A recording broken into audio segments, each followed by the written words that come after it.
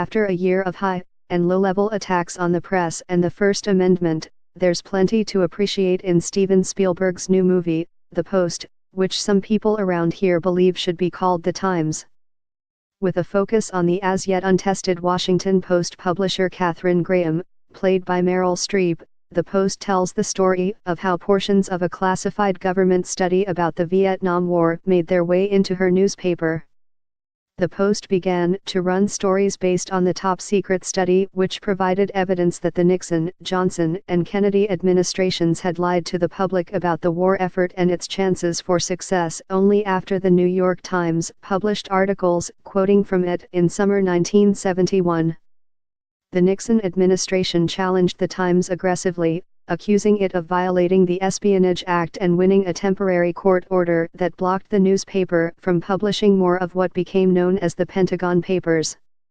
As it casts a journalism era of analog technology and smoky newsrooms in an idealistic light, the movie makes the point that leaking to the news media can be a principled act, a concept that is certainly in order at a time when President Trump and his anti-press supporters equate it with treason.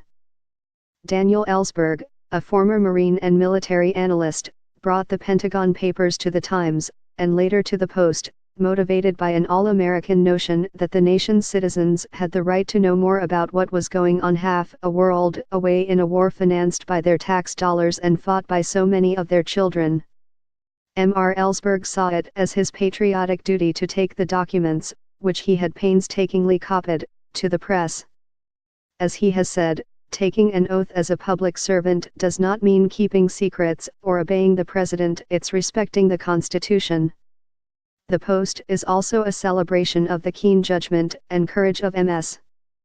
Graham. Her father granted control of the newspaper to her husband upon his death because, in those days, the only possible heir would have been male, as she wrote in her Pulitzer Prize-winning biography, Personal History. But when Ms. Graham's husband died, control fell to her. And, she wrote, I did try in some small ways, some larger, to do something about raising the visibility of women and increasing the sensitivity toward matters of particular concern to them.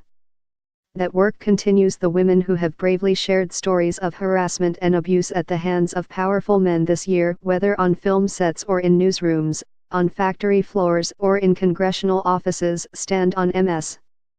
Graham's shoulders, as do the trailblazing female reporters who drew attention to their plight. Although occasionally apocryphal, The Post captures Ms. Graham's transformation to towering from timid through her decision to publish the classified documents. As she inserted herself and her newspaper into a national controversy, Ms. Graham was in the process of taking the Washington Post Company public. A standoff with the federal government could have proved devastating.